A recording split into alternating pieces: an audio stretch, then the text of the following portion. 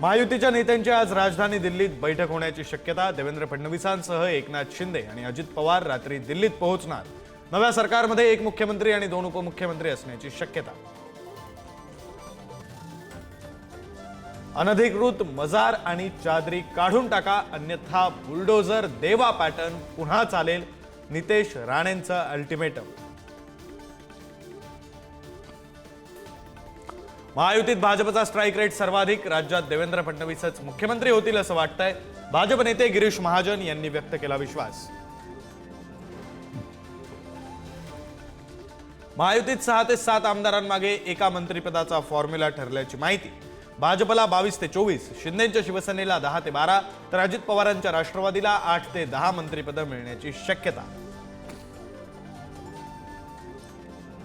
भाजपच्या संभाव्य मंत्रिपदासाठी 17 नावांची चर्चा। नव्या मंत्रिमंडळात चंद्रशेखर बावनकुळे, आशिष शेलार, पंकजा मुंडे, माधुरी मिसाळ, गोपीचंद पडळकरांनाही संधीची शक्यता।